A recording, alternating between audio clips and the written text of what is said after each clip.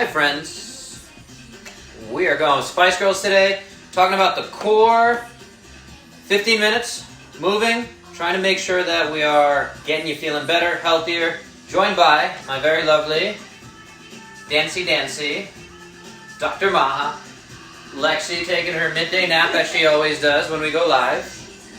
Who's that joining us? What's up, Austin?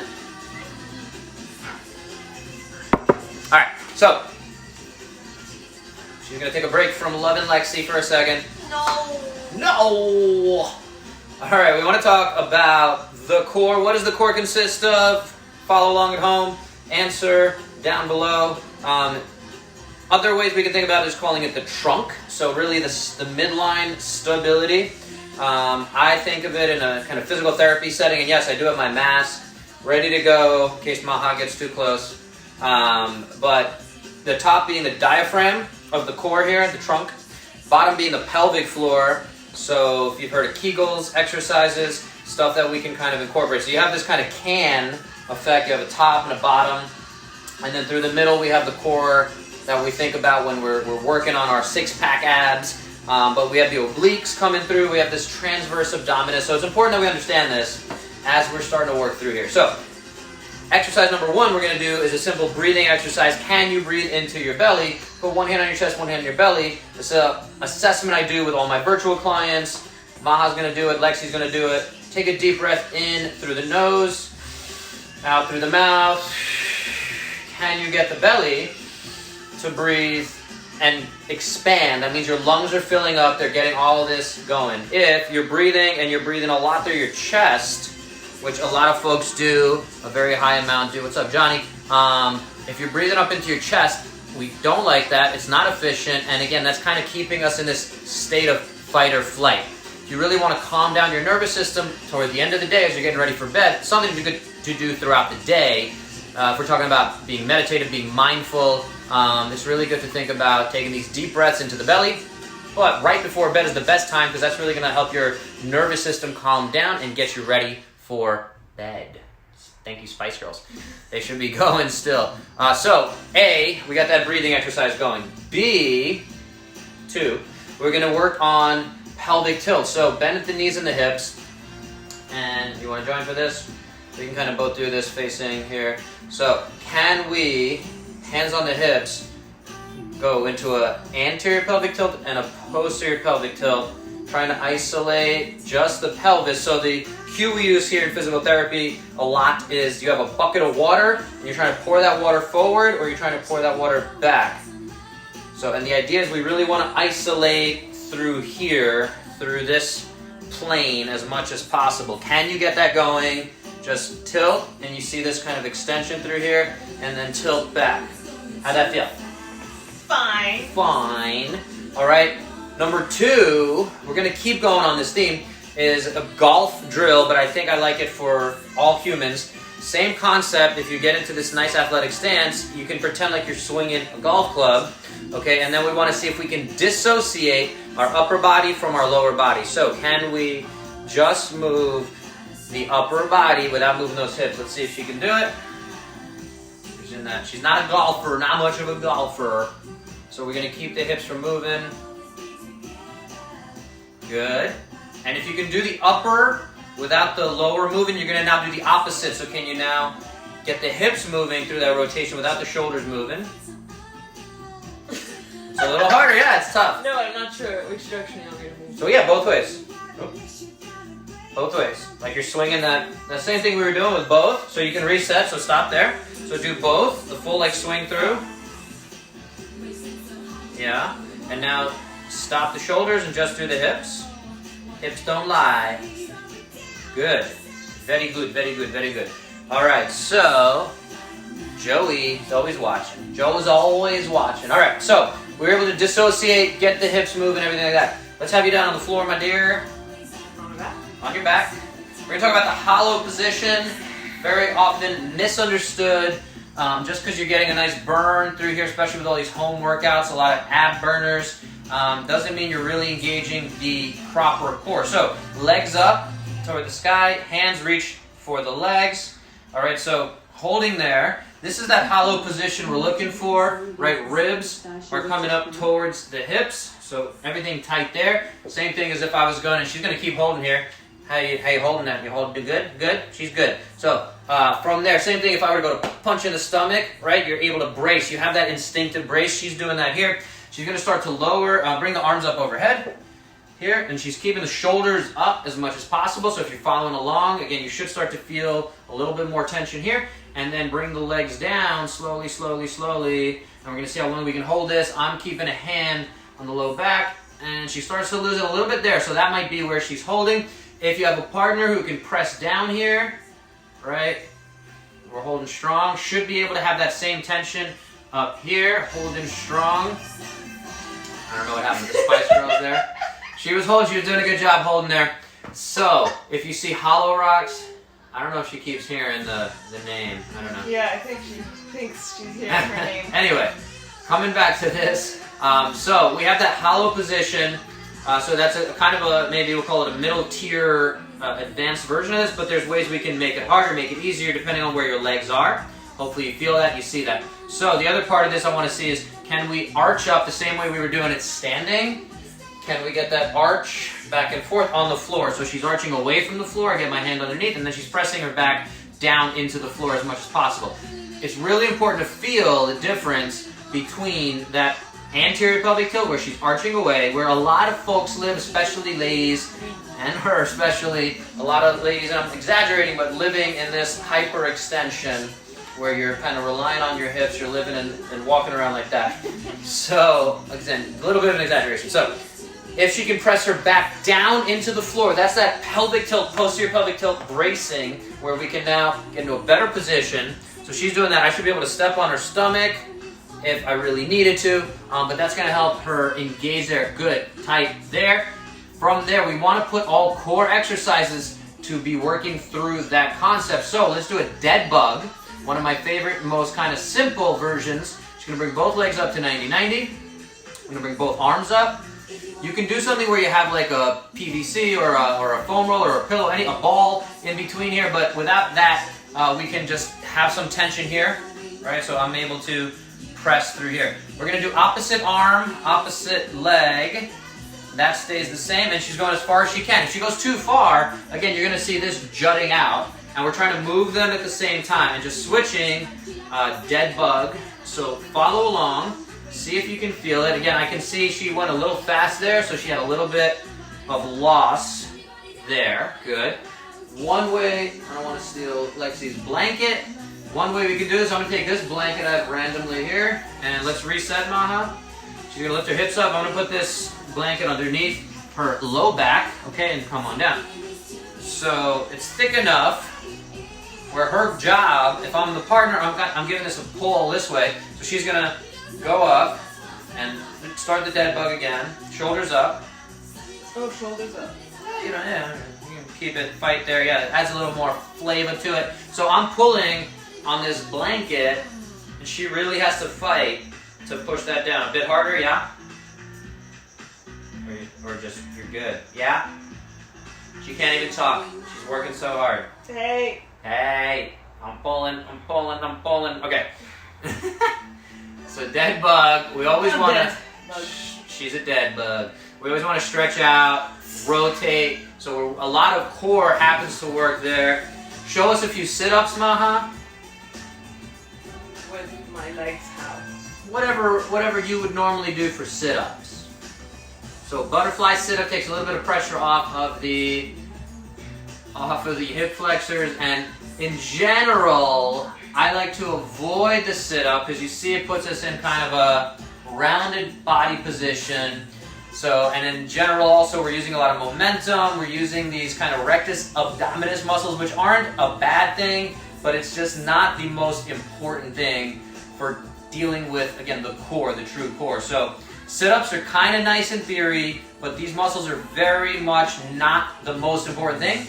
And if you're dealing with back pain, if we're dealing with already, again, if we're stuck at home and you're in these bad positions, this is all that's doing really is reinforcing some negative things going on. So we're going to move on while we're here to glute bridges, because yes, the glutes are actually a big part of the core for us physios when we're talking about functional capacity. So give me a few glute bridges. She's lifting up, she's lifting down. And you tell me, where do you feel that the most? What do you feel working the most? My glutes. The glutes. That should be the answer. It is not always the answer, as you know, with a lot of folks. So where do you feel that working? There are ways to get more work going. Hopefully you can see that in the camera. She's lifting her toes up, driving more through the heels to get more glute activation. So bring it up and hold at the top, and then straighten one leg out.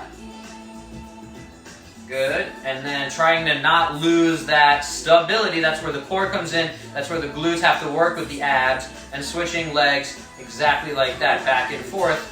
So making sure you feel the shift, making sure, again, the glutes should be the main thing working. Some folks I do this with get a stretch in the front of their hips because they're so tight there. So that's something that jumps out and says, hey, we need to do more stretching of the fronts of the hips. So depending on what's going on. I see a few questions come in. I'm going to check on those in a second. How do those feel? There's a difference between one side and the other. That's another big part of this assessment is, do you feel an imbalance side to side? So what do you feel? It's harder on this side to not shift my hips Mm-hmm. versus this side is easier to remain like Stable. stable. Right, and that has to do with the stabilizing leg. And again, we need to put those pieces in place. Yesterday we did those rolling overs.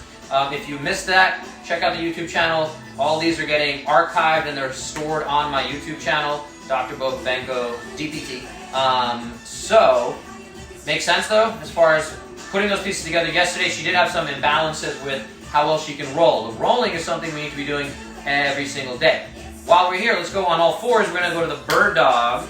So, she's doing that sit-up. I told her not to do the sit-up. No. You didn't say what I should do instead. Ooh. We're doing all these other moves instead. In terms of getting up, obviously I'm just joking, it's fine to get up.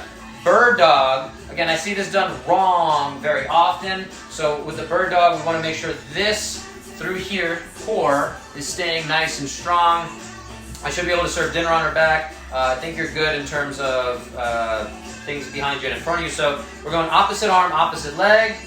She's going and reaching out. She's keeping this nice and strong. The leg does not have to go very high, as you can see, in order to keep this. So I'm making sure she's not moving too much there, and she's not moving too much there. All that staying strong. Then she's going to bring the knee and elbow together underneath as much as possible. They touch, and then she goes back. And let's get 5 reps there. I'm going to check on these questions while you're doing that. Who's got what? Alejandro, it's very hard to balance a tub of ice cream on your stomach while doing this. That is true, Alejandro. Maha would do great as a YMCA letter, also from Alejandro. YMCA letter? What does that mean? I guess doing like. Oh. And he also said, "Do I have to get up for this?" No, you do not. You can watch from the comfort of your ice cream tub. Is it better to do these movements as a warm up or cool down? From Faraz. What up, Faraz? Hey, Faraz! What up? Is it better? These are generally good to do at all times. Faraz, hips don't lie. I see you've been watching all this time. So Faraz, is it better to do before or after? The big 3 that we're going to go through now, the bird dog, which you did both sides, the side plank, and then the modified curl up, which is going to be the alternative to the sit up. Those 3 are awesome to be doing first thing in the morning, and they give us a little bit of, call it radiation, irradiation of core engagement that's going to carry over to whatever activity you want to do. So those are generally encouraged to be done in your warm up, but core is also really good in general to be doing at the end of a workout when you're fatigued. So depending on how your workout is, depending on your specific goals and all that, those are all part of that. Maha's going to show us a few side planks with a few leg lifts. So just we're talking about the form, the technique there. These big 3 again should be done every single day. Joe, I like how you make Lexi sleep now before the video. I don't make her do anything, Joe. She chooses to do these. But she does seem to get up as she knows it's finishing. So, side plank. If you need to scale these, you can go on the knees and stay there. As long as you're getting these hip lifts. Plenty of variations you could be doing with the side planks. What's up, Douglas? How are you, man? So, from there, if you want to make it a little harder, she's going to do the leg lift. She's pretty strong with that. So that's one way we can do that. We want to see, again, where the balance is between left and right on this. Lexi's totally in the way. Blocking the whole thing here. so side plank is the part 2 of the big 3 from Dr. Stuart McGill, and there's a bunch of ways we can make this easier and or harder. And the third one, the modified curl up, we're going to skip the other side of side plank. We're going to finish up here because we're coming up on 15 minutes. So one leg straight. This leg, we want it to be as tight and locked down as possible. So she's pulling the toes back to the face, heel to the wall, not really coming up on the video there. And then the curl up part, watch out Lexi. Valeria.